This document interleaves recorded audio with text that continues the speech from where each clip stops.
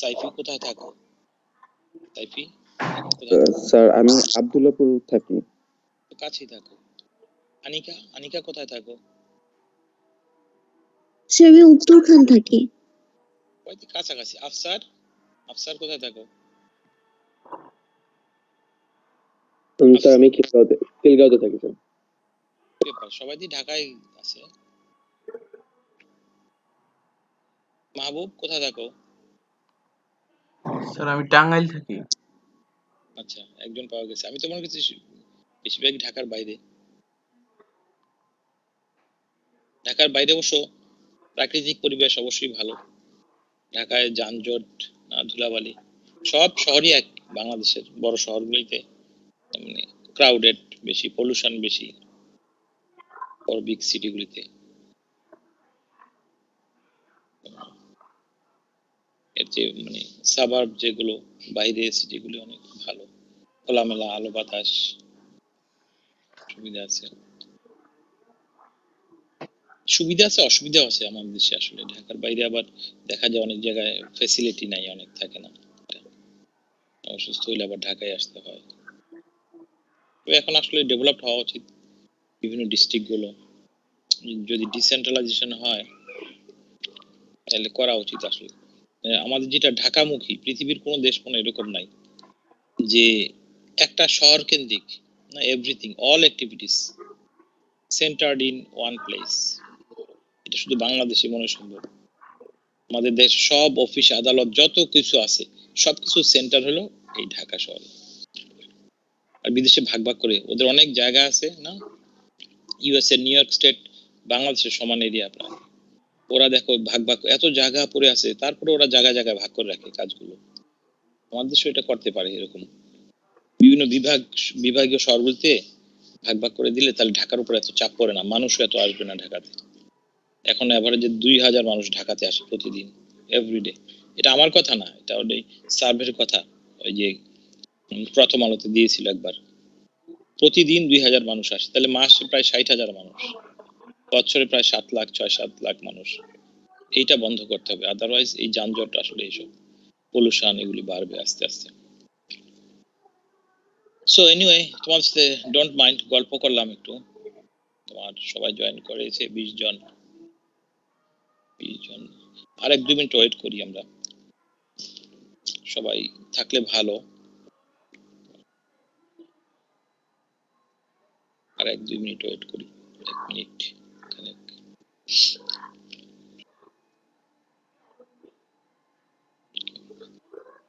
Just start soon.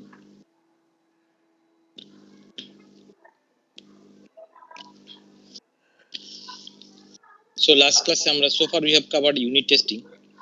So from now today and the next lecture also will cover different techniques used at unit level. Unit level এ বিভিন্ন testing technique apply করা হয়, যেমন quantity flow testing, আগের লেকচারে বলা হয়েছিল না, quantity flow testing, data flow testing.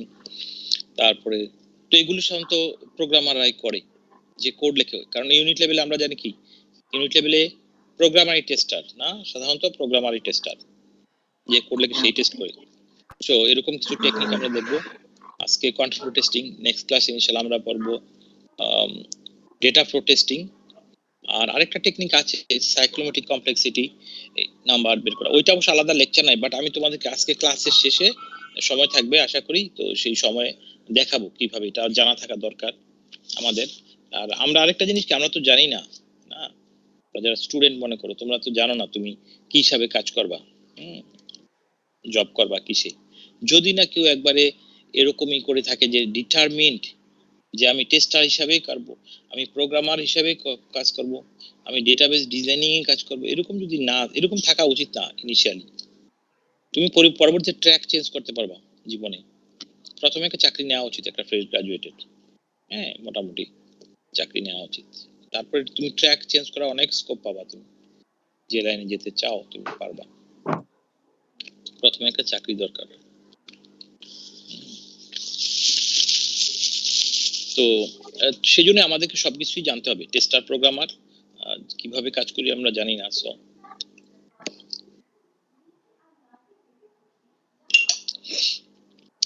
Okay, We can start.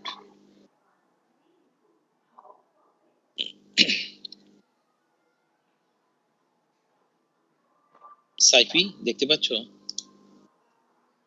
G sir, we can see that. Okay. So control flow testing will cover today. We're gonna discuss those things: static analysis and control flow testing. So we know what is static analysis, what is dynamic analysis. Static analysis means it does not involve any execution, some sort of meetings, reviews. So static মানে কি, আমরা test object, we don't execute the test object. Test object যেটা test করব তাকে আমরা run করি না। Basic idea of control flow testing, outline of control flow testing, how to generate the test input data, those things we're going to cover. Control flow graph is a directed graph drawn from the source code program. Source code একটা programme থেকে control flow graph draw করা যায়, সেগুলো দেখব।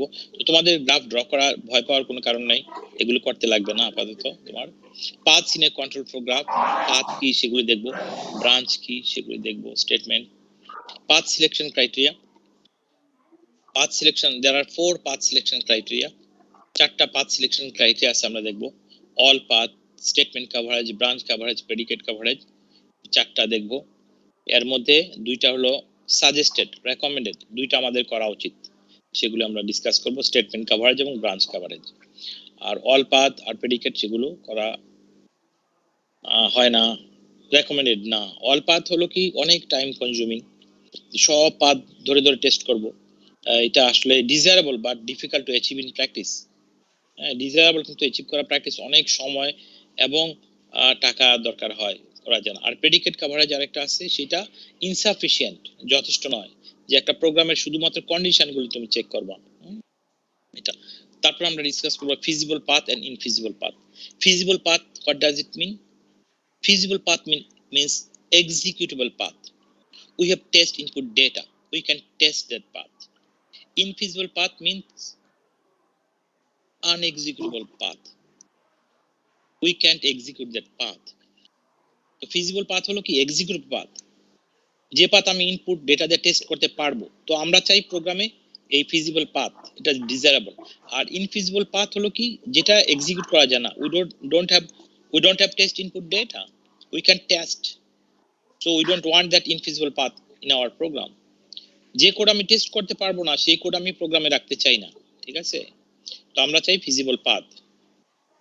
যদি কখন দেখা যায় ইনফিজিবল পাথ হয়ে পাওয়া যায়, তাহলে আমরা কোড মডিফাই করে ফেলি, চেষ্টা করি মডিফাই করে ফেলতে, এই কোড চেঞ্জ করে ফেলি।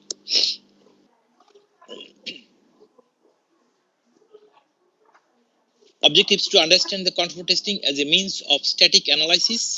Static analysis means we does not execute the test object. To understand path selection criteria in control testing, there are 4 path selection criteria, 4টা path selection criteria আমরা ডিসকাস করব। feasible path, infeasible path একটু তো বললাম, executable path and unexecutable path।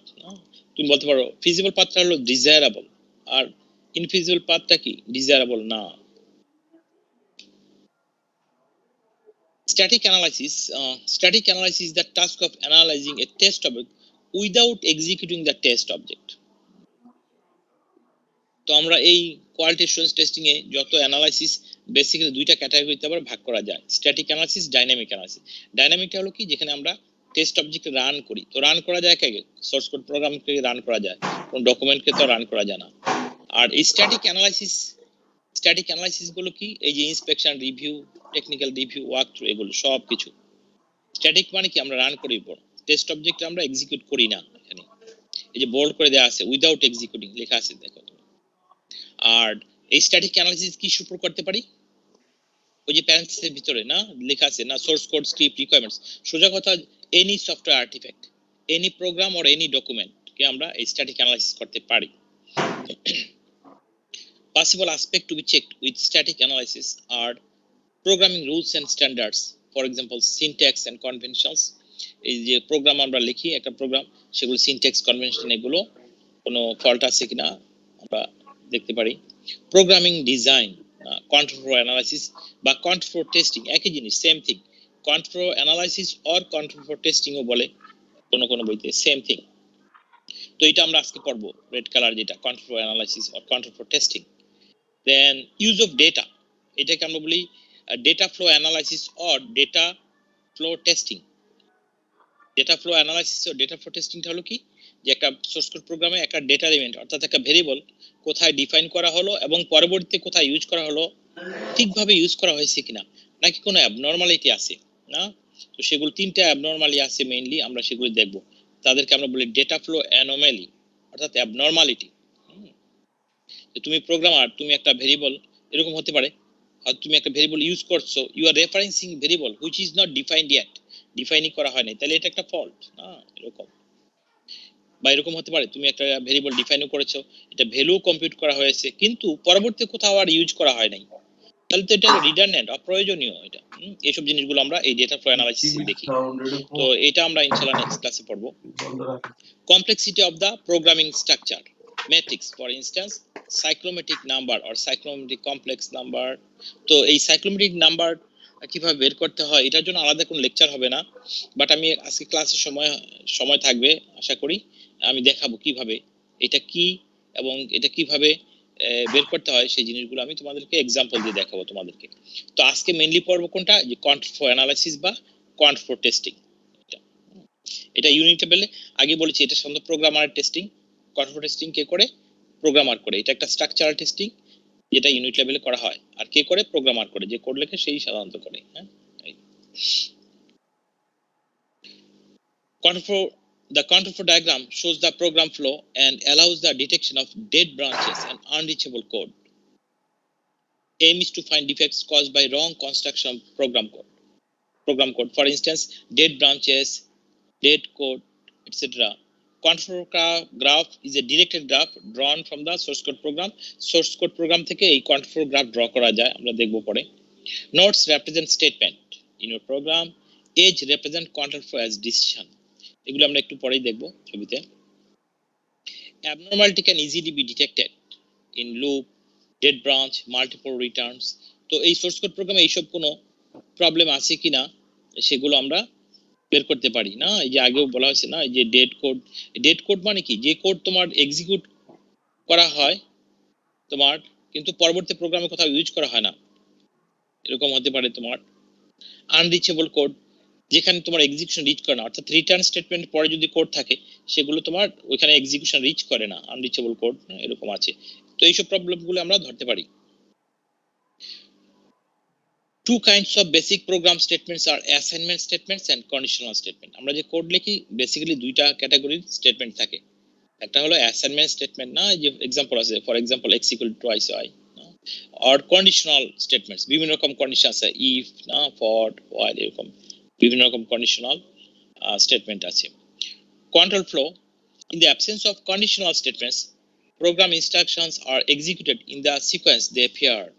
Successive execution of program statements is viewed as flow of control. Conditional statements alter the default flow, sequential control flow in a program unit. Okay, একটা জিনিস, let me clear you. So suppose you are a programmer, you wrote a program that contains, for example, 1 2 3 4 5 6 7, মানে 7টা statement, তুমি একটা programme লেখা 7টা statement আছে। এখন এখানে যদি কোনো কন্ডিশনাল স্টেটমেন্ট না থাকে, কোনো ব্রাঞ্চিং না থাকে, তাহলে এটার যে করেসপন্ডিং যে এই কন্ট্রোল ফ্লো গ্রাফটা, এটা হাউ ইট লুকস লাইক, কেমন হবে এইটা একটার পর, তার মানে কি, যদি কোনো ব্রাঞ্চিং না থাকে, কন্ডিশন না থাকে, তাহলে জাস্ট একটার পর একটা গ্রাফটা হবে এরকম, 7টা স্টেটমেন্ট একটার পর একটা জাস্ট এক্সিকিউট হয়ে যাবে, 1 2 3 4 5 6 7টা স্টেটমেন্ট না, 7টা, ওকে 1 2 3 4 5, এই তাহলে কন্ট্রোল গ্রাফের চেহারাটা হবে কি, এই যে এরকম লিনিয়ার একবারে, অর্থাৎ স্টেটমেন্ট একটার পর একটা এক্সিকিউট হয়ে যাবে না, এটা গ্রাফটা হবে এরকম। কিন্তু কথা হচ্ছে এই কন্ডিশন ছাড়া, হ্যাঁ, এখন এই যুগে কোনো আসলে কোনো প্রোগ্রাম কল্পনাই করা যায় না। সাধারণত টিপিক্যালি অনেক কন্ডিশন ব্রাঞ্চিং থাকে এগুলোতে, আমরা যে প্রোগ্রাম লিখি, এরকম কোনো একটা প্রোগ্রামও পাবা না তুমি সম্ভবত যেখানে কোনো কন্ডিশন নাই। এনিওয়ে, তো কন্ডিশন যদি না থাকে তাহলে কিন্তু চেহারাটা এরকমই হবে কন্ট্রোল গ্রাফের। তো এই চারটা ভুলে থাকাই ভালো, কারণ আসলে কন্ডিশন ছাড়া কোড হয় না এই যুগে। Program path. A program path is a sequence of statements from entry to exit. There can be a large number of paths in a program. There is a pair for each path, input and expected output. A certain input দিলে এটা expected outputটা কি সেগুলো আমরা test করি। Executing a path requires invoking the program unit with the right test input. Paths are chosen by using the concept of path selection criteria. So we'll see there are 4 path selection criteria. Okay, after a few slides we'll see that চারটা path selection criteria আছে, all path coverage, statement coverage, branch coverage, predicate coverage, চারটা path selection criteria আছে, সেগুলো আমরা একটু পরেই discuss করব। এটা হলো তোমার বেসিক প্রোগ্রামিং, যেগুলো বেসিক করো তোমরা, PL1 কনসেপ্ট, এগুলো introduction. Function calls are mechanism to provide abstraction in program design. A call to a program function leads to a control entering the called function. When the called function executes its return statement, we say that the control exits from the function. A program unit can be viewed as having a well-defined entry point and a well-defined exit point. The execution of a sequence of instructions from the entry point to the exit point of a program unit is called a program path. There can be a large, even infinite number of paths in a program unit. Each program can be characterized by an input and expected output. তো একটা প্রোগ্রামে যে বলছে infinite path সংখ্যক পাথও হতে পারে। কিরকম? যদি একটা ইনফাইনাইট লুপ থাকে তোমার, ছোট্ট একটা প্রোগ্রাম, কিন্তু এখানে যদি ইনফাইনাইট লুপ থাকে তাহলে পাথের সংখ্যা হবে কি ইনফাইনাইট। তো আমরা দেখবো কিছুক্ষণ পরেই পাথ কিভাবে ইয়া করে। তো ইউজুয়ালি সাধারণত ইনফাইনাইট না হলেও সাধারণত টিপিক্যালি অনেক পাথ থাকে, আমরা দেখবো একটু পরে, যে কিছুক্ষণ পরে আমরা দেখবো example. Conformal testing is a kind of structural testing which is performed by programmers to test code written by them. এটা কিছুক্ষণ আগেই বলেছি তোমাদেরকে।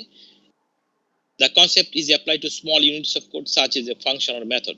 তো এটা আগেই বলা হয়েছে, এটা একটা স্ট্রাকচারাল টেস্টিং। এটা সাধারণত কে করে? প্রোগ্রামাররা করে। প্রোগ্রামার যারা কোড লেখে ওরাই করে সাধারণত। Test cases for conformal testing are derived from the source code, such as a program unit, rather than from the entire program. Structurally, a path is a sequence of statements in a program unit. For a given set of input data, the program unit executes a certain path. For another set of input data, the unit may execute a different path. মনে করো ছোট একটা condition আছে true false, তাহলে true হলে একদিকে যাবে না, ফ্লোটা ফলস হলে অন্য দিকে যাবে, এরকম। The main idea in conformal testing is to appropriately select a few paths in a program unit and observe whether or not the selected paths produce the expected outcome. By executing a few paths in a program unit, the programmer tries to assess the behavior of the entire program unit. তো programmer দেখে যে overall এই প্রোগ্রামটা তোমার কতটা quality কিরকম, correctness কত, সেই জিনিসগুলো করতে পারি। Conformal testing is a structural testing strategy that uses the program's control flow as a model. Conformal testing techniques are based on judiciously selecting a set of test paths through the program. The set of paths chosen is used to achieve a certain measure of testing thoroughness. For instance, pick enough paths to ensure that every source statement is executed at least once. That is only one criteria. এটা ছাড়া আরো তিনটা criteria আছে, আমরা দেখবো path selection. যে এরকম হতে পারে যে আমার একটা পাথ সিলেকশন ক্রাইটেরিয়া হতে পারে এরকম যে আমি এমন ভাবে পাথ সিলেক্ট করব যাতে কোনো স্টেটমেন্ট বাদ না পড়ে। তো এটাকে আমরা বলি স্টেটমেন্ট কভারেজ বলি আর কি। Conformal testing is most applicable to new software for unit level testing. The control flow graph is a graphical representation of a program's control structure. তো একটা সোর্স কোড প্রোগ্রাম যে আমরা লিখি, এই কন্ট্রোল স্ট্রাকচার উপর basis করে আমরা একটা কন্ট্রোল গ্রাফ ড্র করতে পারি। হ্যাঁ, একটু পরে দেখবো এটা একটা directed graph. A path through a program is a sequence of statements that starts at an entry, junction, or decision and ends at another junction, decision, or exit. A path may go through several junctions, decisions, one or more times. একটা loop আছে 10 বার, তাহলে 10টা path হবে, এখানে 10 বার যাবে। Paths consist of segments. The smallest segment is a link. A link is a single process that lies between two nodes. তো এই smallest সেগমেন্টটাকে link বলি। আরেকটা কমন টার্ম আছে ব্রাঞ্চও বলি আমরা, ব্রাঞ্চ। কিছুক্ষণ পরে ক্লাসের সাথে এক্সাম্পল দেখাবো। তো লিংক বা ব্রাঞ্চ বলি আমরা। The length of a path is a number of links in a path. একটা পাথের লেন্থ হচ্ছে কি যে যে এন্ট্রি পয়েন্ট থেকে এক্সিট পয়েন্ট যেতে কতটা লিংক বা ব্রাঞ্চ পড়ে, number of links or branch, এগুলো কিন্তু তোমরা ডিসক্রিট মেথে পড়ে আসছো, ডিসক্রিট মেথে পড়াইছি। যারা কোর্স করে চিন্তা করে দেখো, মনে আছে? হ্যাঁ, পাথ বা সার্কিটের লেন্থ, এই যে ইউলার সার্কিট, হ্যামিল্টন সার্কিট পড়ানো হয়েছিল তোমাদেরকে, তো সেখানে একটা পাথ বা সার্কিটের লেন্থ পড়ানো হয়েছিল, মনে আছে? এই পাথ বা সার্কিটের লেন্থ কত, যে কয়টা এজ তুমি ক্রস করে আসছো, তো সেখানে এজ ছিল, সেই এজ হচ্ছে এখানে লিংক বা ব্রাঞ্চ বলি আমরা এজকে। An entry to exit path or a complete path is a path that starts at a routine's entry and ends at the same routine's exit. একটা রুটিন বা মেথডের এন্ট্রি পয়েন্ট থেকে exit point, এটাকে আমরা বলবো complete path. আর এর in between কিন্তু আরো অনেকগুলো পাথ হইতে পারে না, একটা ভার্টেক্স বা নোড থেকে আরেকটা ভার্টেক্স গেলেই আমরা পাথ পাই এরকম। তো পাথের লেন্থ হলো কয়টা এজ তুমি ক্রস করে আসছো, কয়টা ব্রাঞ্চ বা লিংক তুমি ক্রস করে আসছো, এটা। Generally, there are many branching conditions in a program unit and thus there are numerous paths. ওই যে বলছিলাম না ক্লাসের শুরুতে তোমার, তো কন্ডিশন ছাড়া কিন্তু ব্রাঞ্চিং ছাড়া তোমার এই কল্পনাই করা যায় না এই যুগে programme. If there is no branching condition in a program unit, then there is just one path in that program unit, না? তাহলে একটাই পাথ হবে, ওই যে কিছুক্ষণ আগে দেখালাম, মনে আছে তো? মুছে ফেললাম নাকি? মুছে ফেলছি? হ্যাঁ, ওই যে এরকম হবে আর কি, সিকোয়েন্সিয়াল না, এরকম যদি কোনো কন্ডিশন না থাকে না, এরকম দেখালাম যে কিছুক্ষণ এরকম হবে ছবিটা।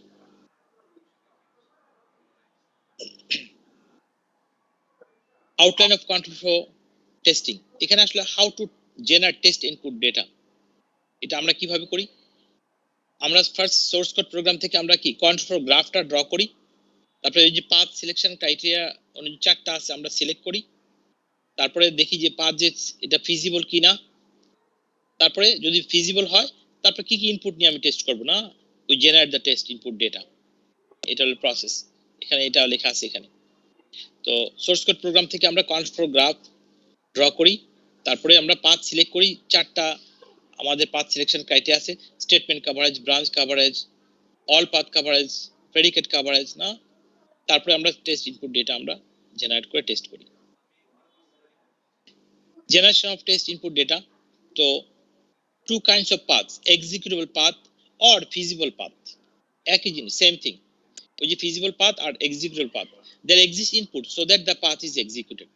That means we have test input data, we can test that, we can execute that path. আর একটা আছে infeasible path. Infeasible path মানে কি? Unexecutable path, যে পাথকে এক্সিকিউট করা যায় না, there is no input to execute the path. তো আমরা চাই প্রোগ্রামে এক্সিকিউটেবল পাথ চাই, আমরা ফিজিবল পাথ চাই, ইনফিজিবল পাথ আমরা রাখতে চাই না প্রোগ্রামে। Feasible test of A path, checking the feasibility of a selected path, meet path selection criteria. If some chosen paths infeasible, select new paths to meet the criteria. তো path select যখন করব, যদি দেখি আমরা ইনফিজিবল পাথ হয়ে যায়, তাহলে সেটা আমরা অ্যাভয়েড করব অথবা কোড মডিফাই করে ফেলবো। Symbols used in control graph, তো কন্ট্রোল গ্রাফ ড্র করার সময় আমরা এই সিম্বলগুলি সাধারণত ইউজ করি। কম্পিটিশনের জন্য আমরা রেক্টেঙ্গেল ইউজ করি, হ্যাঁ। এই ডিসিশন মেকিং যখন পয়েন্ট থাকে সেই জায়গায় আমরা ডায়মন্ড সাইন সিম্বল ইউজ করি। মার্চ পয়েন্টের জন্য আমরা সার্কেল ইউজ করি। এটা একটা ছোট্ট একটা ফাংশন দেওয়া আছে এখানে, তোমার ওপেন ফাইলস নাম, ফাংশন টু ওপেন 3 ফাইলস। তো এটার করেসপন্ডিং যদি আমরা ড্র করি, খুব high level, if you think about the high level, এই যে কন্ট্রোল গ্রাফটা it looks like that, high level, এটা তুমি পরে দেখতে পারো। আর এটাকে আবার ডিটেইলস যদি করি এরকম হয়, হ্যাঁ, তোমাকে ট্রু এবং ফলস সাইড যেখানে আছে কন্ডিশন আছে, তোমাকে you have to consider both sides, true and false, এরকম। এখানে আরেকটা আছে রিটার্ন এভারেজ, এটা ছোট একটা ফাংশন, এটার এরকম করেসপন্ডিং কন্ট্রোল গ্রাফ ড্র করা যায়।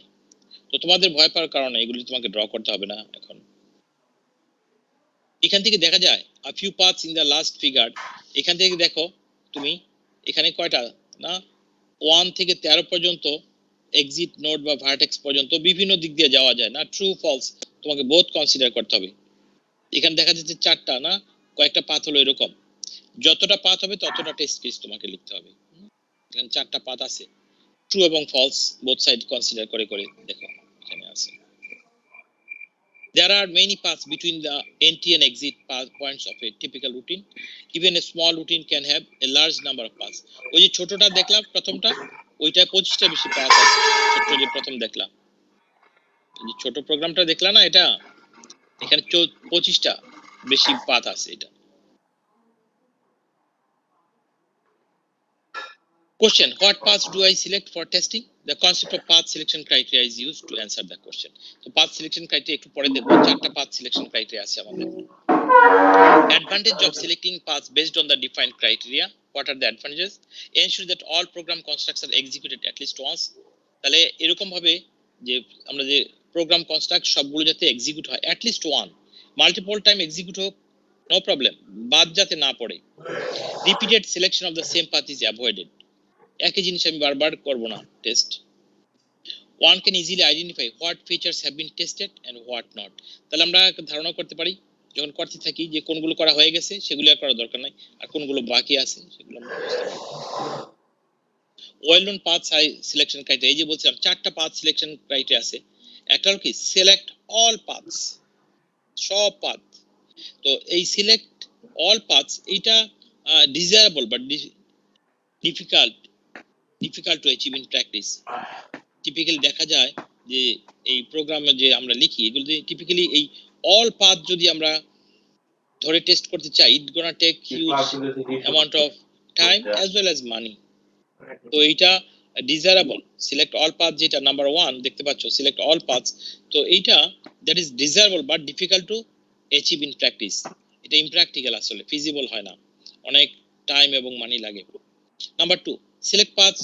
Two achieve complete statement coverage এমনভাবে পাথ সিলেক্ট করব যাতে কোনো স্টেটমেন্ট একটা প্রোগ্রামের কোনো স্টেটমেন্ট যাতে বাদ না পড়ে সবগুলো স্টেটমেন্টই যাতে এক্সিকিউটেড হয় অ্যাট লিস্ট একবার হলেও আর একবার বেশি হলেও কোনো অসুবিধা নাই কিন্তু বাদ যাতে না পড়ে number 3 select paths to achieve complete branch coverage branch ওই যে লিংক বা ব্রাঞ্চ এমনভাবে পাথ সিলেক্ট করব কোনো ব্রাঞ্চ যাতে বাদ না পড়ে number 4 select paths to achieve predicate coverage এমনভাবে পাথ সিলেক্ট করব যাতে প্রেডিকেট মানে হচ্ছে কন্ডিশন অর্থাৎ প্রোগ্রামের সবগুলো কন্ডিশন ট্রু এবং ফলস সাইডে তুমি টেস্ট করে দেখবা তো এই চারটা পাথ সিলেকশন ক্রাইটেরিয়া আছে এর মধ্যে ফার্স্ট নাম্বার 1 অল পাথস এটা তো বললাম এটা ইমপ্র্যাকটিক্যাল এটা ফিজিবল হয় না এটা desirable but difficult to achieve in practice আর নাম্বার 4 যেটা প্রেডিকেট কভারেজ যে শুধু এটা হলো ইনসাফিশিয়েন্ট যথেষ্ট নয় কেন তুমি প্রোগ্রামে শুধু কন্ডিশনগুলো টেস্ট করবা অন্য জায়গাতে প্রবলেম রয়ে গেছে না ডিফেক্ট রয়ে গেছে চার নাম্বারটা কি ইনসাফিশিয়েন্ট যথেষ্ট নয় আর নাম্বার 1 কি ইমপ্র্যাকটিক্যাল ইনফিজিবল তাহলে আমরা রেকমেন্ড করি কি স্টেটমেন্ট কভারেজ এবং ব্রাঞ্চ কভারেজ এই দুইটা আমাদের করা উচিত স্টেটমেন্ট কভারেজ এবং ব্রাঞ্চ কভারেজ এটা করা উচিত আমাদের number 1 all path coverage criterion all path coverage criteria select all the paths in the program unit under consideration 100% path coverage execute all possible control flow paths through the program. If all paths in the control graph are selected, then one can detect all faults except those due to missing path errors. অর্থাৎ control গ্রাফটা draw করে তুমি যদি সব path যদি select করো তাহলে কিন্তু সব ফল্টই ধরা যাবে আর কি এরকম A program may contain a large number of paths or even infinite number of paths. The open files unit has more than 25 paths. এই যে কিছুক্ষণ আগে প্রথম যে ফাংশনটা দেখলা ওপেন ফাইল 25টা বেশি পাথ আছে এই ছোট্ট এতটুকু জায়গা এটারই If one selects all possible paths in program, then we say that all path selection criteria has been satisfied. Selecting all the inputs will exercise all the program paths.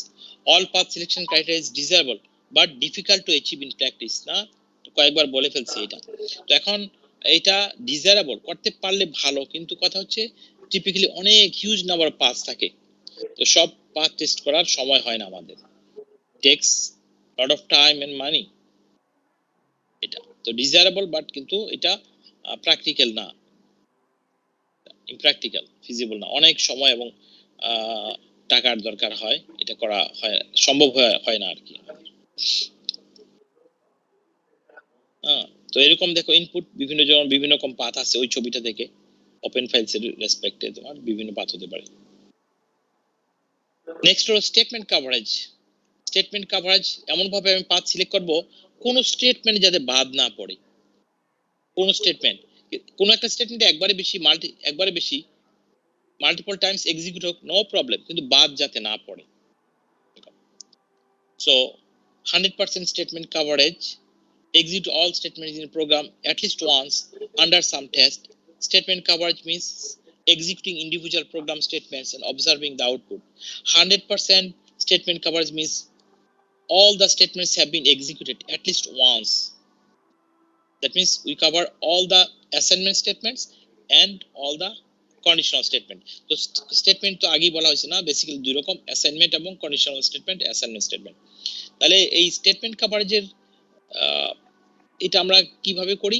এমনভাবে পাথগুলো select করব যাতে কোনো স্টেটমেন্ট বাদ না পড়ে। হ্যাঁ, আমি মনে করি যে 5টা পাথ নিলাম, এরকম হতে পারে যে একটা স্টেটমেন্ট একবারে বেশি 3বার এক্সিকিউট হয়েছে, কিন্তু নো প্রবলেম, কিন্তু বাদ যাতে না পড়ে। আসলে স্টেটমেন্ট কভারেজ 100% হওয়া উচিত। স্মার্ট কেন হওয়া উচিত? তুমি একটা ফাংশন লিখছো, মনে করো 10টা স্টেটমেন্ট আছে, তুমি 8টা স্টেটমেন্ট টেস্ট করলা, 2টা তুমি এক্সিকিউট হলো না, সেখানে একটা সিভিআর বাগ থেকে যেতে পারে। তো এটা কি এটা অ্যাকসেপ্টেবল না, 100% করা উচিত আমাদের। এই লেখা আছে, এগুলো পড়ে দেখবা। Less than 100% statement coverage is unacceptable. ওই যে বললাম আনএক্সেপ্টেবল কেন, যে 2টা স্টেটমেন্ট করা হয় না, সেখানে হয়তো একটা সিভিআর বাগ রয়ে গেছে না, এরকম। তো এখান থেকে যে স্টেটমেন্ট কভারেজ পাথ, 2টা পাথ দেখো, ট্রু এবং ফলস সাইড কনসিডার করে 2টা পাথ দেখানো আছে এরকম। থার্ড হলো কি ব্রাঞ্চ কভারেজ। ব্রাঞ্চ কভারেজ হলো কি, আমি এমন ভাবে আমি পাথ সিলেক্ট করব যাতে কোনো ব্রাঞ্চ বা লিংক বাদ না পড়ে। A branch is an outgoing edge from a node in a contour graph. A condition node has 2 outgoing branches corresponding to the true and false values of the condition. All rectangular nodes have at most one outgoing branch. ছবিতে দেখবা, তুমি খেয়াল করে দেখবা, exit node থেকে last নোডের পরে আর এটা কোনো আউটগোয়িং ব্রাঞ্চ নাই, ওইটাই শেষ। যেটা আমি ড্র করব কিছুক্ষণ পরে, एग्जांपल দেখাবো তোমাকে। Covering a branch means selecting a path that contains the branch. 100% branch coverage means selecting a set of paths such that every branch is included in at least one path. তাহলে branch কভারেজটা হলো কি, এমন ভাবে আমি path select করব যাতে কোনো branch বাদ না পড়ে। ঠিক আছে, কোনো ব্রাঞ্চ যাতে বাদ না পড়ে। এখানে ছবি থেকে কয়েকটা, এই যে 5টা ব্রাঞ্চ কভারেজ পাথ 5টা দেখো বের করা হয়েছে এখানে। তো 5টা পাথ মানে কি, 5টা টেস্ট কেস আমাকে লিখতে হবে। Number 4, lastly predicate coverage. Predicate মানে কি, condition. If all possible combinations of truth values of the conditions affecting a path have been explored under some test, then we say that the predicate coverage has been achieved. তো predicate coverage এটা হলো কি, প্রোগ্রামে যে condition যেসব জায়গাগুলোতে আছে না, ট্রু ফলস সব সাইডে আমি টেস্ট করে দেখব। তো এটা আসলে ইনসাফিশিয়েন্ট প্রেডিকেট কভারেজ। এই 4টার মধ্যে আমি বলেছি কি, অল পাথ কভারেজ যেটা, সেটা কি ডিজায়ারেবল কিন্তু difficult to achieve in practice. ওইটা আসলে সম্ভব হয় না সময় এবং খরচের কথা চিন্তা করে। আর প্রেডিকেট কভারেজ যথেষ্ট নয়, ইনসাফিশিয়েন্ট। তুমি কন্ডিশনগুলো টেস্ট করলে অন্য জায়গায় ডিফেক্ট রয়ে গেল, তাহলে আমরা সাজেস্ট করি কি, স্টেটমেন্ট কভারেজ এবং ব্রাঞ্চ কভারেজ এই দুটো আমাদের করা উচিত। এই বুঝতেছো তোমরা? একটু পরে আমি দেখাবো, ছবি এঁকে দেখাবো, এই ব্রাঞ্চ নোড এগুলি দেখাবো একটু পরে, একটা एग्जांपल দেব ক্লাসের পরে। You must pick enough paths to achieve statement and branch coverage. তাহলে আমাদের 4টা পাথ সিলেকশন ক্রাইটেরিয়া আছে, একটা হলো অল পাথ, তারপরে statement coverage, branch coverage, predicate coverage. এর মধ্যে কি স্টেটমেন্ট কভারেজ এবং ব্রাঞ্চ কভারেজ এই দুইটা আমাদের প্র্যাকটিস করা উচিত। আর অল পাথ, ওই যে বললাম, এটা তো অনেক সময়ের ব্যাপার, এটা সম্ভব হয় না টিপিক্যালি, কারণ অনেক পাথ থাকে, ইট tax lot of time. So সেটা আসলে difficult to achieve in practice, এটা ইমপ্র্যাকটিক্যাল, ফিজিবল হয় না। আর ওই যে প্রেডিকেট কভারেজটা ইনসাফিশিয়েন্ট, যথেষ্ট না, সেজন্য এটা রেকমেন্ডেড না। তো আমরা সাজেস্ট করি কি, স্টেটমেন্ট কভারেজ এবং ব্রাঞ্চ কভারেজ আমাদের করা উচিত। Question, what is the fewest number of paths to achieve the statement and branch coverage? It is better to take many simple paths than a few complicated ones. তো আমাদের path যখন আমরা নিব, আমরা simple path নিব, কিন্তু complex path নিব না, সেগুলি অনেক জটিল হয় পরবর্তীতে। There is no harm in taking paths that will exercise the same code more than once. এটা একটা কোড সেগমেন্ট তোমার মাল্টিপল টাইমস এক্সিকিউট হলো, নো প্রবলেম, এটা কোনো অসুবিধা নাই, পাথ যাতে না পড়ে। containing feasible paths, a program unit may contain a large number of paths. Path selection becomes a problem. Some selected paths may be infeasible. তো infeasible path মানে কি, যে পাথ আমি এক্সিকিউট করতে পারি না। Apply a path selection strategy. Select as many short paths as feasible. Choose longer paths, longer and simple paths. A large number of infeasible paths in contour graph complicate the process of test selection. To simplify the path-based unit testing, it is useful to reduce the number of infeasible paths in a program unit. There are efforts to write the code with fewer or no infeasible paths. তো এই যে ইনফিউজিবল path হলো কি আনএক্সিকিউট, যেটাকে আমি execute করতে পারি না। তাহলে আমরা একটা প্রোগ্রামার যখন প্রোগ্রাম লিখবে, সে চাবে কি এই ইনফিউজিবল পাথ যাতে না থাকে, যত কম থাকে ততই ভালো। কারণ এই ইনফিউজিবল পাথ মানে কি, এক্সিকিউট করা যায় না যেটা, টেস্ট করা যায় না যেটা, তাহলে সেরকম কোড আসলে প্রোগ্রামে রাখা উচিত না আমাদের, যেটা আমি টেস্ট করতে পারবো না, এক্সিকিউট করে টেস্ট করতে পারবো না, সেই কোড আমি প্রোগ্রামে রাখা উচিত না আমাদের। আমাদের থাকা চাই কি feasible path. Effectiveness of control flow testing, এখন এই কন্ট্রোল টেস্টিং কতটা ইফেক্টিভ? ওয়েল, এটা অনেক effective. About 65% of all bugs can be caught in unit testing. একটা সফটওয়্যার যত বাগস পাওয়া যায়, শুধু ইউনিট লেভেল টেস্টিং এ দেখা যায় কি 65% বাগ আইডেন্টিফাই করা যায় টোটাল বাগের, যতটা। Unit testing is dominated by control testing methods. তো ইউনিট টেস্টিং এর বিভিন্ন টেকনিক আছে, এর মধ্যে আবার ডমিনেট করে কি কন্ট্রোল টেস্টিংটা। Statement and branch testing dominates control testing. তো এই কন্ট্রোল টেস্টিং এর মধ্যে আবার চারটা পাথ সিলেকশন ক্রাইটেরিয়া আছে, তার মধ্যে আমাদের করব কোনটা, স্টেটমেন্ট আর ব্রাঞ্চ কভারেজ, এই দুইটা না, স্টেটমেন্ট টেস্টিং আর ব্রাঞ্চ টেস্টিং, এই দুটো করব। বিভিন্ন স্টাডি দেখা যায়, studies show that control testing catches 50% of all bugs caught during unit testing. এই জিনিসগুলো তুমি ইনফরমেশন খেয়াল করে দেখো, একটা হলো কি একটা সফটওয়্যার যত বাগ পাওয়া যায় এর 65% ওই যে প্রথম লাইনে দেখো ইউনিট টেস্টিং এ ধরা পড়ে এভারেজ, এগুলো সব স্ট্যাটিস্টিক্যাল তোমার সার্ভে রেজাল্ট থেকে এভারেজ আর কি। তোমার টোটাল বাগের 65% ইউনিট টেস্টিং এ ধরা পড়ে।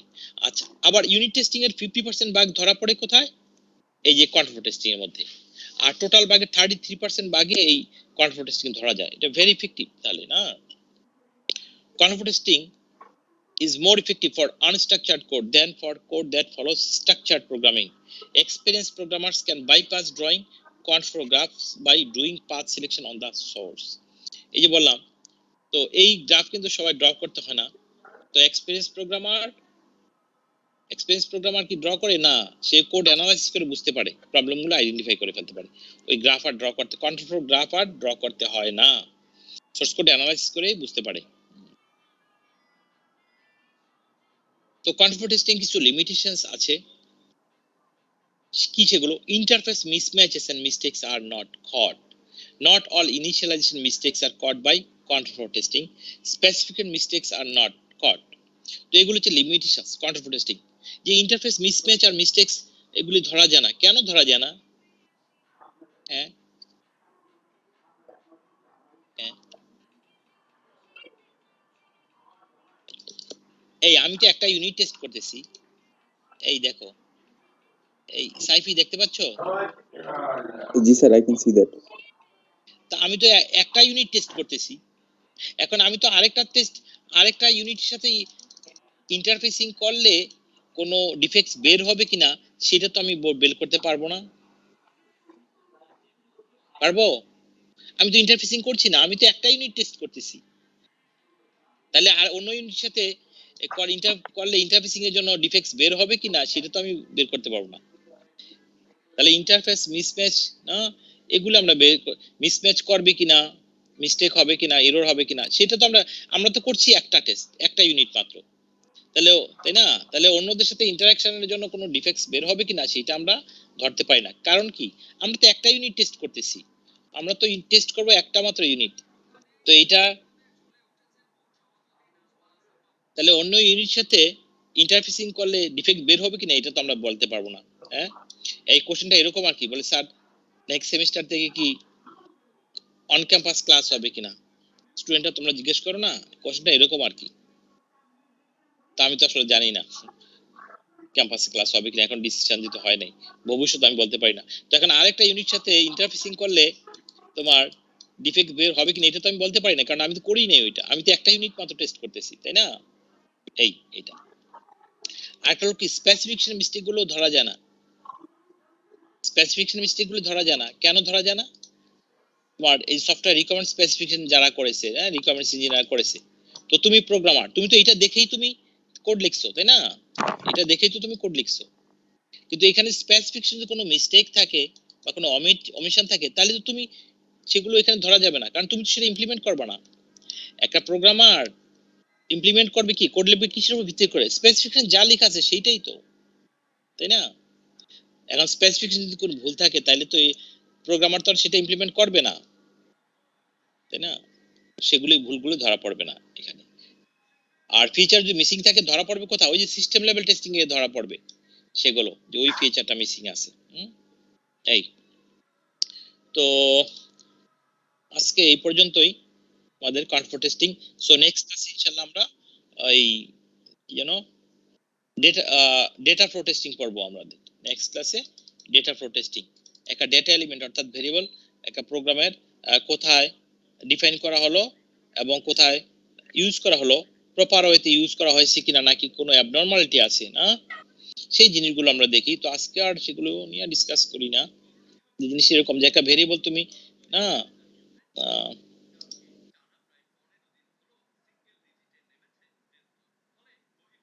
একটা ডিক্লেয়ার করছো, পরবর্তী কোথায় ইউজ করেছো নাকি ইউজ করো নাই, প্রপার ওয়েতে ইউজ করেছো কিনা, তো সেই জিনিসগুলো আমরা ডেটা ফ্লো টেস্টিং বা ডেটা ফ্লো অ্যানালাইসিস একই জিনিস, সেগুলো আমরা ইনশাআল্লাহ নেক্সট ক্লাসে দেখব। আর ওই যে বলছিলাম ক্লাসের শুরুতে, এই যে কি বলে আমাদের ওই যে সাইক্লোমেটিক কমপ্লেক্সিটি নাম্বার কিভাবে, এটা কি জিনিস এবং কিভাবে বের করতে হয় সেই জিনিস নিয়ে একটু ডিসকাস করি। এটা আলাদা কোনো লেকচার হবে না। সো সময় আছে আজকে, এটা হলো সাইক্লোমেটিক।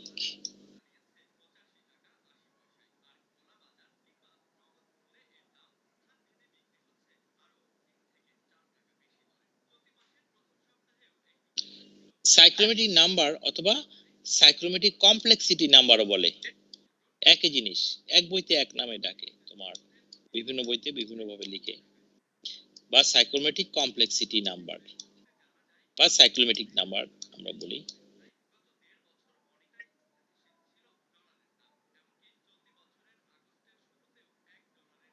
সাইক্লোমেটিক নাম্বারও বলি আমরা এটা। এটা আরেকটা নাম আছে, এটা আরেকটা নাম আছে, সেটা ওই যে যিনি আবিষ্কার করছেন এটাকে ম্যাককেবস নাম্বারও বলে, ওনার নামানুসারে।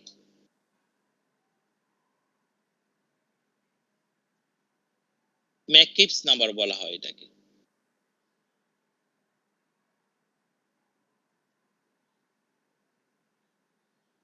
বুঝতে পারছো? Same thing. So cyclomatic number বা সাইক্লোমেটিক কমপ্লেক্সিটি নাম্বার বা ম্যাককেবস নাম্বার, ঠিক আছে? তো এইটা আসলে কি, এটা জিনিসটা কি, হোয়াট ইজ দ্যাট আসলে? এটা একটা প্রোগ্রামার যে কোড লেখে তোমার, এই কোড কতটা কমপ্লেক্স এটার একটা ইন্ডিকেটর। এই নাম্বারটা যত বেশি তত, এইটাকে সাধারণত আমরা এই সাইক্লোমেটিক নাম্বারটাকে আমরা সাধারণত বেশিরভাগ বইতে এরকম লেখে, ভি প্যারেন্টসে ভি জি এরকম দিয়ে লেখে। আসলে এটা আসছে অন্য জায়গা থেকে। ভি মানে ভার্টেক্সের সেট, জি মানে হলো গ্রাফ। এনিওয়ে, তো এটাকে আমরা সাধারণত এই ভিজি দিয়ে লেখে তোমার। তো এখন কথা হলো এটা কি সাইক্লোমেটিক নাম্বার বা ম্যাককেবস নাম্বার যাই বলি না কেন, এটা কি আসলে?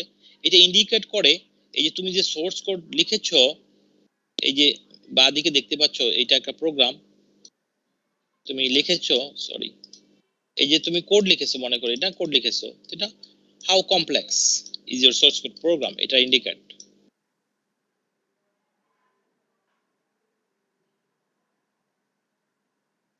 How complex is your program, এটার একটা ইন্ডিকেটর।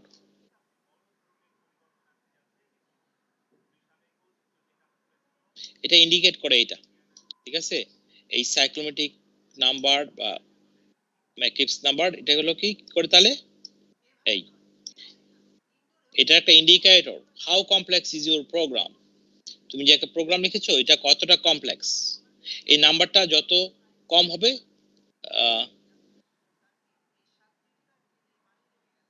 এটা মুছে ফেলি না, এটা মুছে ফেলি না, তাহলে এই সাইক্লোমেটিক নাম্বার বা ম্যাকেন্সন এটা হলো কি ইন্ডিকেট করে যে তুমি যে একটা প্রোগ্রামার যে কোড লেখে এটা কোডটা কতটা কমপ্লেক্স তোমার। তো এই সাইক্লোমেটিক নাম্বারটা যত কম হবে সোর্স কত তত ভালো, অর্থাৎ সিম্পলার।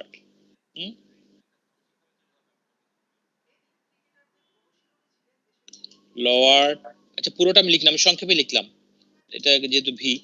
এই lower cyclomatic number means better code,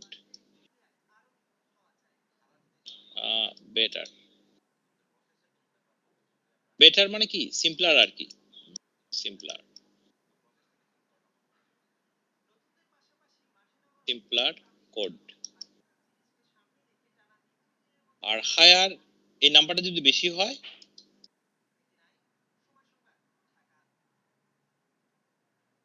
higher ভিজি, এই নাম্বারটা যদি বেশি হয় বুঝতে হবে কি কমপ্লেক্স কোড।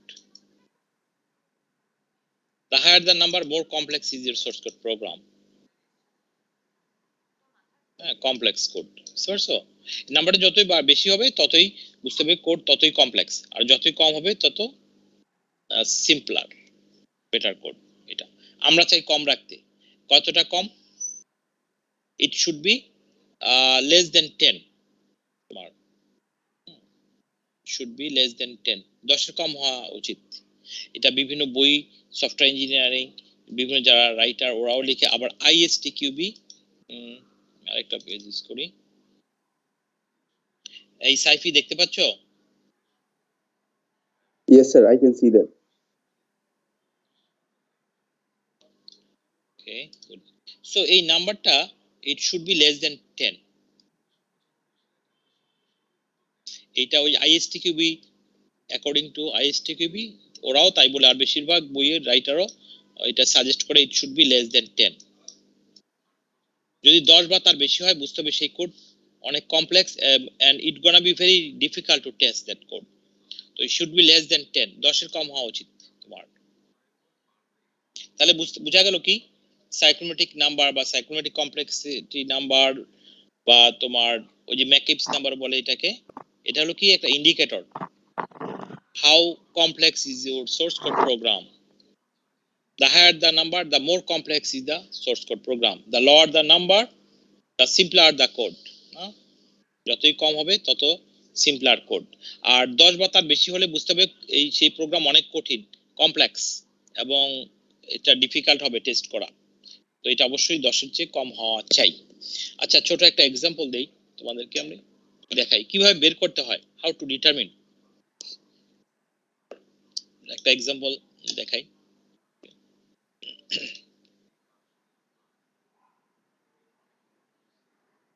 ওকে, আচ্ছা জাস্ট মনে করো এই এগুলিকে আমরা কি বলি মনে আছে তো? বিভিন্ন কোর্সে পড়ে আসছো না, ভার্টেক্স Sir, বা node. নোড বা ভার্টেক্স বলি না? নোড বা ভার্টেক্স একই জিনিস।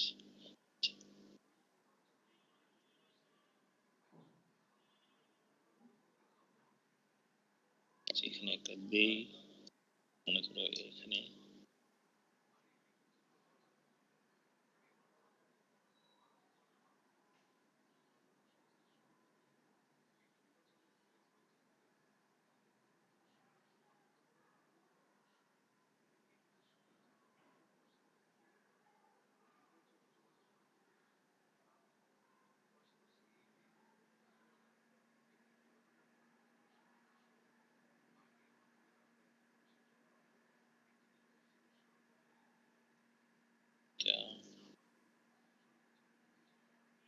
আরেকটা জিনিস দেখাতে চাচ্ছিলাম তোমাকে, সরি জায়গা আমার একটু কম।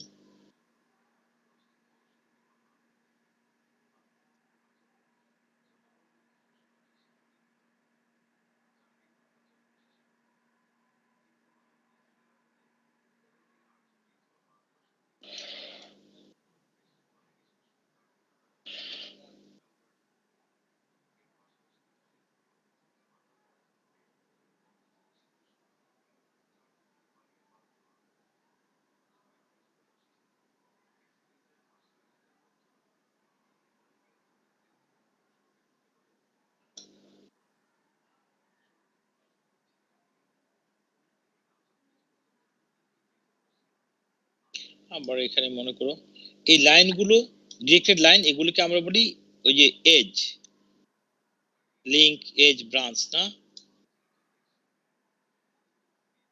তো আমরা এজ বলবো আর কি, এখানে আমরা এজ বলি।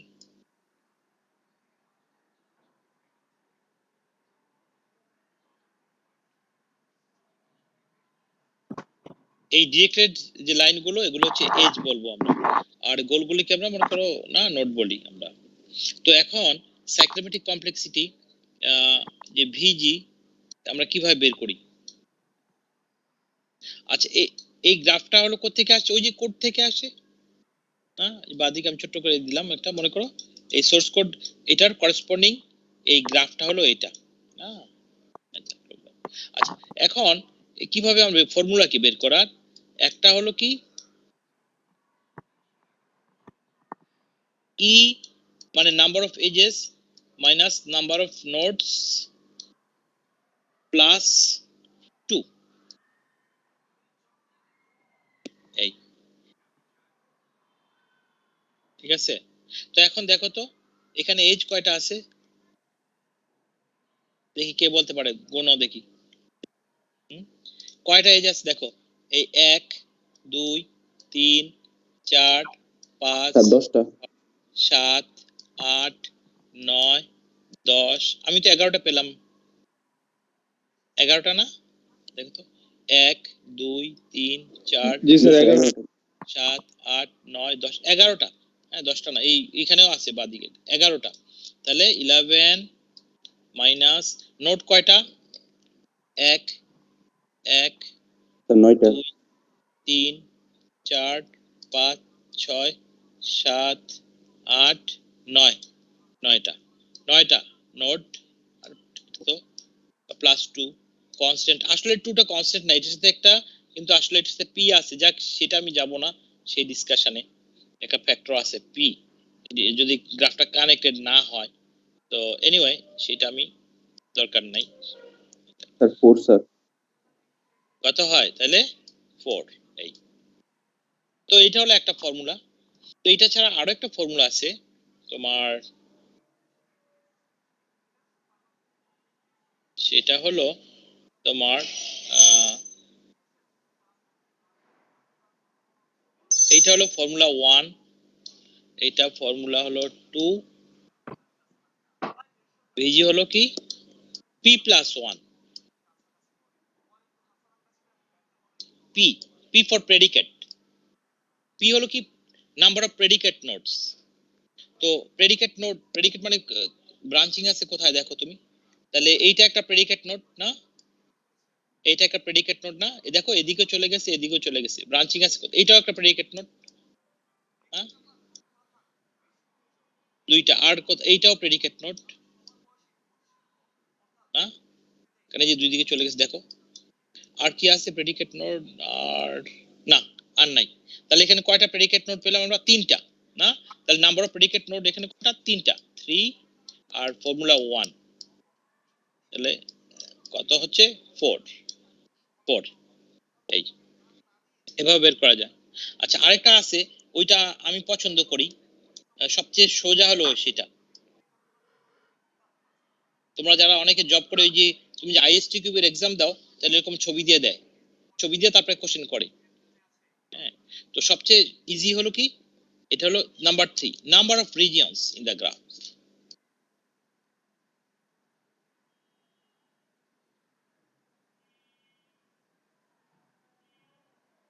নাম্বার অফ রিজিয়নস, এই গ্রাফে কয়টা রিজিয়ন আছে? তো আমি এটা খুব আমার কাছে ভালো লাগে, এটা খুব বের করা খুব ইজি হয়। দেখো এই যে দেখো, এইটা একটা রিজিয়ন, এই দেখতে পাচ্ছ গ্রিন কালার, একে রেড দিয়ে লিখবো, দেখি রেড ডার্ক করে লিখি। দেখো এইটা একটা রিজিয়ন, হ্যাঁ মনে করো R1, এই সাইফি দেখতে পাচ্ছ? জি sir, I can see that. Okay, এই যে এইটা একটা রিজিয়ন, তারপরে এইটা আরেকটা রিজিয়ন, এই যে এনক্লোজ জায়গাটা, এইটা মনে করো R2, এটা আরেকটা রিজিয়ন। আবার এই যে এই জায়গাটা, এটা আছে না এই জায়গাটা এনক্লোজ জায়গাটা, এইটা হলো আরেকটা রিজিয়ন। R3 নাম দিলাম R3, আর বাইরে যে আনবাউন্ডেড একটা আছে সেটা মনে করো R4। টোটাল 4টা রিজিয়ন আছে তাহলে এখানে, তাহলে নাম্বার অফ রিজিয়ন সেটাও কিন্তু 4। তো যেভাবে বের করে রেজাল্ট উইল বি সেম।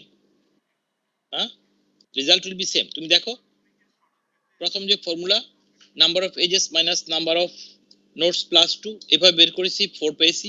তারপরে p প্লাস 1 মানে number of predicate notes plus 1, সেখানে আমরা 4 পেয়েছি। বাট নাম্বার অফ রিজিয়ন এখানেও কিন্তু 4 পেয়েছি। তাহলে result will be same, doesn't matter what formula you use. তো আমি লাস্টটা আমি পছন্দ করি, এটা খুব কম সময় বের করে ফেলা যায় আসলে, 10-20 সেকেন্ড 10 সেকেন্ডে বলে ফেলা যায় যে কয়টা, উইদিন ফিউ সেকেন্ডস কয়টা রিজিয়ন আছে, এটা দেখে ফেলা সবচেয়ে ভালো। এরকম কোশ্চেন তোমার আইএসটিকিউবি এক্সামে থাকে, একটা কোশ্চেন থাকে, মানে 40টা কোশ্চেন থাকে, 65% পাস মার্ক, এরকম একটা কোশ্চেন থাকে তোমার, গ্রাফ দেওয়া থাকে সাইক্লোমেটিক। তো এইটা হলো সবচেয়ে সোজা আর কি, কারণ তুমি সেই এজের সংখ্যা গুনবা, তুমি নোডের সংখ্যা কাউন্ট করবা, তারপরে হিসাব করবা না বিয়োগ করবা, দুই দিয়ে যোগ করবা এইটা। আবার প্রেডিকেট নোড নাম্বার সেকেন্ড যে ফর্মুলা, এটা যদি বের করতে চাও তুমি প্রেডিকেট নোট অর্থাৎ কোথাও কোথাও ব্রাঞ্চিং আছে সেই নোটগুলি বের করতে হবে আগে, তারপরে না যোগ করে এটার সাথে এক যোগ করবা। আর আমার কাছে 3 নাম্বার এটাই ইজি মনে হয় আর কি, যার কাছে যেটা সোজা মনে হয়, যে কয়টা রিজিয়ন আছে। আমি কয়েক সেকেন্ড দেখলেই একটা গ্ল্যান্স দেখলেই বোঝা যায় how many regions are there, including the unbounded region. বাইরের আনবাউন্ডেড রিজিয়নটাও ধরতে হবে কিন্তু। তাহলে এই রিজিয়নগুলো বুঝতে পারছো? এই যে এইটা হলো একটা রিজিয়ন, তারপরে এই যে এইটা হলো আরেকটা রিজিয়ন, এইটা হলো আরেকটা রিজিয়ন, এই জায়গা এরিয়াটা। আর এই যে বাইরে যেটা আছে আনবাউন্ডেড রিজিয়ন, না 4টা রিজিয়ন। তো এই থার্ড ফর্মুলা, এইটা নাম্বার অফ রিজিয়নস, এইটা আমার কাছে ভালো মনে হয়, খুব কম সময় বের করে ফেলা যায় ইজিলি, যে কয়টা রিজিয়ন আছে দেখলেই হয়, টেক্স ফিউ সেকেন্ডস, 5-10 সেকেন্ডে বের করে ফেলা যায় আসলে। এই তো এটার জন্য আগে বলা হয়েছে না, তাহলে এই সাইক্লোমেট্রিক কমপ্লেক্সের জন্য আলাদা কোনো লেকচার হবে না, কিন্তু আমরা দেখলাম এটা কি cyclomatic complexity, what is that? It's a measure, it's an indicator of your source code program. How complex is your source code program? The higher the number, the more complex is the source code program. The lower the number, the lower the cyclomatic number, the simpler code, and it should be less than 10. এটা 10, এটা recommended হলো it should be less than 10, 10 এর কম হওয়া চাই। 10 বা 10 এর বেশি হলে বুঝতে হবে সেই কোড অনেক complex and it gonna be very difficult to test করা খুব ডিফিকাল্ট। তো 10 এর কম হওয়া চাই, it should be less than এটা আগে একবার বলেছি তো না, should be less than 10, should be less than 10। তো আমাদের যেরকম 4 আছে এটা অ্যাকসেপ্টেবল না, 4 পেয়েছি আমরা, 4 acceptable. Okay, good. So okay students, do you have any questions? তোমাদের কোনো কোশ্চেন আছে কিনা বলো। Do you have any questions students? Sir আমাদের ফাইনাল টার্মে যে কুইজটা হবে এটার কি সিলেবাস বলে দিবেন? হ্যাঁ, খুব শীঘ্রই, এই উইকের পরেই দিব। আরেকটা ক্লাস আছে তো আমাদের, না এই তো তোমার বুধ বৃহস্পতিবারের মধ্যে আমরা দিয়ে দেব, আরেকটা ক্লাস আছে, দেখি কতটুকু আমরা যাই। তো এইটা কিন্তু যদিও আমি না দেই ক্লাস টেস্টে, তোমাদের উচিত হলো, আমি প্রথম দিন কিন্তু বলে দিছি তোমার দিনের পর দিনে শেষ করে ফেলবা। যদি সম্ভব না হয়, মনে করো এরকম হতে পারে যে একদিন তোমার অনেকগুলো ক্লাস, টায়ার্ড, পড়া হলো না, দেখা হলো না, হতে পারে, বা ফ্যামিলির কোনো কাজে হতে পারে, তাহলে তুমি তারপরের দিন পড়ে ফেলো। যদি সম্ভব না হয় তারপরের দিন, মানে উইকেন্ডের মধ্যে শেষ করে ফেলবা। শুধু এইটা না, প্রতিটা কোর্স। তাহলে দেখবা কি, যখন তোমার অ্যাসেসমেন্ট আসবে বা ফিজিক্যালি যখন যাবা তুমি ক্যাম্পাসে, বা এমনি যখন অ্যাসেসমেন্ট, ক্লাস টেস্ট হোক, তোমার কুইজ যাই হোক, তোমার এটা সবকিছু ইজি মনে হবে, জাস্ট রিভিউ দিলে হয় তোমার। আর এটা বিভিন্ন রিসার্চ থেকে দেখা গেছে হিউম্যান ব্রেনটা এরকম, উইদিন 48 আওয়ার্স মেমোরি খুব ভালো থাকে, ফ্রেশ থাকে। 48 ঘন্টা পরে মানুষের ব্রেন থেকে এইগুলো ইনফরমেশন গুলো, তাহলে তুমি যদি আজকে ক্লাস করো, নেক্সট 48 আওয়ার্স এর মধ্যে যদি তুমি এগুলো তুমি রিভিউ দাও, তাহলে মনে থাকবে ভালো, তোমার ফ্রেশ থাকে। তারপরে এগুলো ফেড হতে থাকে আস্তে আস্তে, ভুলে যায় মানুষ আস্তে আস্তে। তো বেটার হলো কি দিনের পর দিনে শেষ করে ফেলা, বা তারপরের দিন এরকম, তাহলে আর সমস্যা নাই। যেদিন ক্লাস টেস্ট হোক রিভিউ দিয়ে যাবা তুমি, ঠিক আছে? তো এনিওয়ে আমি তো তোমাদের এখানে তো আননোটিসড হয় না এখানে, তোমার বেশ সময় আগেই দেওয়া হয়, তো নেক্সট উইকে হবে, আমি এই উইকের মধ্যে আমি দিয়ে দিব তোমাদেরকে, বাট কিন্তু তুমি দিনে পড়া দিনে শেষ করে ফেলবা, ঠিক আছে? এটা গুড প্র্যাকটিস। Okay sir.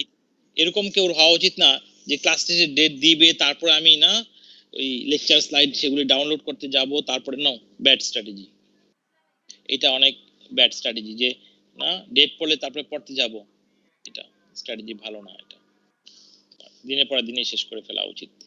তো তোমাদের অ্যাটেন্ডেন্স নিয়ে নেই, তারপরে by the way any questions, তোমাদের কোনো do have any questions?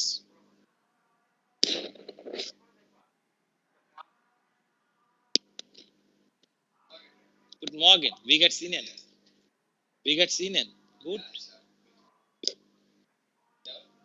Oh. Fertig. Fertig.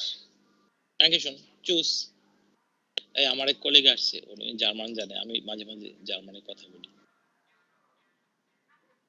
এই তোমরা শুনতে পেয়েছো নাকি আবার? হ্যাঁ? জি স্যার। ইউনুস স্যারের নাম ওই মাসুম বিল্লাহ, আরেকজন ছিল যে আমাদের নাবিদ স্যার চলে গেছে, উনিও জার্মান, তো জার্মান জানে, তো আমরা জার্মান ভাষায় কথা বলি, কিন্তু তোমাদের সাথে আমি বাংলায় বলি। I am not suppose to deliver lecture in Bangla. কেন বলি? অনলাইন ক্লাস তুমি কুইকলি বুঝতে পারো। তো হ্যাঁ, এটা সবার জন্যই ভালো, মাতৃভাষায় বুঝতে ইজি, শুধু আমাদের জন্য, প্রতিটা ওয়ার্ল্ডের প্রতিটা জাতির জন্য এটা ট্রু। যে নিজের ভাষায় সবচেয়ে ভালোভাবে বোঝা যায়, সেজন্য তো আমি দেখো না প্রচুর তোমাদের সাথে বাংলাই তো বলি, অলমোস্ট সবই বাংলায় বলি। আমি ইংলিশ, জার্মান, স্প্যানিশ জানি কিছু কিছু, সেগুলো তো আমি বলি না তোমার সাথে, বাংলায় বলি যাতে তুমি খুব ইজিলি ধরে ফেলতে পারো। তো এখন বলো, কার কি কোশ্চেন আছে, কে কি বুঝতে পারো না, এনি কোশ্চেন আছে কিনা কোনো, বলো। স্যার এতগুলো ভাষা কিভাবে শিখলেন স্যার? ও এতগুলো ভাষা এই সময়ের ফেরে হয়ে যায়। আমি ওই জার্মানিতে স্কলারশিপে ছিলাম, তখন ওই ল্যাঙ্গুয়েজ কোর্স ছিল 6 মান্থসের, ফার্স্ট একটা intensive language course, Doetsch স্প্রাক course, তো এই সেই শেখা হয়েছে। আর ইংলিশ তো এই তোমাদের মতো এই যে পড়তে পড়তে, তাই না? তোমাদের শিখতে হয় না, আমারও এরকম শিখতে হয়েছে। তোমার আমি তো বাংলা মিডিয়ামের ছাত্র, ইংলিশ মিডিয়ামের ছাত্র না, বুঝতে পারছো? তো তা বুয়েটে তো ইংলিশ মিডিয়াম, ব্যাচেলার্স থেকে তোমরা যেরকম শুরু করছো আমিও এরকম। আর আমাদের সময় ইংলিশ মিডিয়াম খুব স্টুডেন্ট ছিল খুবই কম, বুঝতে পারছো? এখন তো অনেকে ইংলিশ মিডিয়াম পড়ায়, এই জেনারেশন বেশিরভাগই ইংলিশ মিডিয়াম পড়ে। আমাদের সময় কিন্তু ইংলিশ মিডিয়াম খুব কম পড়তো, সংখ্যা কম। আর ইংলিশ মিডিয়াম যারা চান্স পড়তো ওরা মেডিকেল ইঞ্জিনিয়ারিং চান্স পেতো না, রেয়ার, আমার জানা নেই কেউ চান্স পেয়েছে ইংলিশ মিডিয়াম থেকে মেডিকেল ইঞ্জিনিয়ারিং, বুয়েট এগুলিতে চান্স পেতো না। হ্যাঁ, ওরা হয়তো লিটারেচার বর্ণানো ঢাকা ভার্সিটিতে এইসব পড়াশোনা করতো, বুঝতে পারছো? তো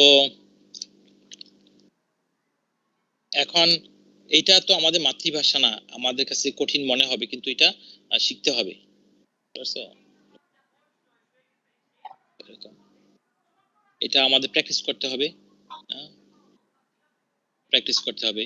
আর ওই জার্মান, ওই যে বললাম ওখানে ল্যাঙ্গুয়েজ কোর্স 6 মান্থস ছিল ফার্স্ট, সো সেখানে জার্মান ভাষা কিন্তু অনেক কঠিন বলে রাখি। তোমরা তো অনেকে যাও, আমার কিন্তু বেশ তোমার সিনিয়র ভাই বোন কিন্তু বেশ কিছু আছে, জার্মানিতে আছে, কানাডা, ইউএসএ বিভিন্ন দেশে আছে, জার্মানিতেও আছে কিছু স্টুডেন্ট। হ্যাঁ, এই যে এই সপ্তাহে কয়েকজন রেকমেন্ডেশন লেটার অলরেডি, জানে হেলাল উদ্দিন, তারপরে কি জাকিয়া সুলতানা জুই, আরো একজন লিখেছে, আজকের মধ্যে হয়তো দিয়ে দিব, রেডি করে রাখবো। তো বিভিন্ন দেশে যায় তোমার, তো ভাষা জানলে অনেক সুবিধা তোমার। জার্মান ভাষা আর স্প্যানিশ, স্প্যানিশ হলো ইউএসএ থাকার সময় স্প্যানিশের সাথে কিছু ওই শুনতে শুনতে শিখা হয়ে যায়, শুনতে শুনতে শিখা হয় না? হ্যাঁ, বিশ্বাস করো তোমরা? হ্যাঁ, কথা শুনতে শুনতে শিখা হয়ে যায় কিন্তু। জি স্যার। তো এরকম আর এই স্প্যানিশ, এটাও কিছু কিছু খুব বেশি ভালো না, এই কিছু অল্প কিছু জিনিস আর কি। হ্যাঁ, যে স্যারের সাথে আলাপ করি, ওই যে ইয়ে স্যার জানে, নুট স্যার, স্যার স্পেনে ছিল তো স্প্যানিশ জানে। স্যার বলে আরে আপনি তো অনেক কিছু ভালো জানেন, আমি বলি ওই তো শুনতে শুনতে আর কি কিছু হয়ে গেছে। আর জার্মানিতে আমি কোর্স করেছিলাম আমি, 6 months ইন্টেনসিভ কোর্স। তো তোমার ভাষা জানলে একটু সুবিধা। আমি যখন দেশে চলে আসি, আমি এবিতে জয়েন করার আগে একটা আইটি ফার্মে ছিলাম, দোহা টেকনিক মিডিয়া। ওখানে কিন্তু ওরা জার্মানে ওদের অফিস আছে, জার্মান প্রজেক্টে কাজ করছে, ওরা আমাকে পাঠাতে চেয়েছিল, যেহেতু আমি জার্মান জানি। ভাষা জানলে সুবিধা আছে, বুঝতে পারছো? অনেক কাজে লাগে, অনেক সময় অনেক কাজে লাগে। তো anyway, any other question students? Do you have any questions? No sir. No. Then that's all for today. আজকে এই পর্যন্ত থাক। আমি নোটিস খুব শীঘ্রই দিব। তুমি পড়া রেগুলার শিখে ফেলবা, দিনে পড়া দিনে শেষ করে ফেলবা, ঠিক আছে? তো নেক্সট ক্লাস টেস্ট নেক্সট উইকে হয়তো ফার্স্ট ক্লাস হবে। তো তুমি সেই জন্য বসে থাকবা না, আমি তো আপলোড করে দিই, দিনে পড়ার দিনেই তুমি দিনেই শেষ করে ফেলবা, ঠিক আছে? তো সবাই ভালো থাকো, okay? You have a good day. Okay sir, আসসালামু আলাইকুম। ওয়ালাইকুম আসসালাম ওয়া রাহমাতুল্লাহি ওয়া বারাকাতুহু।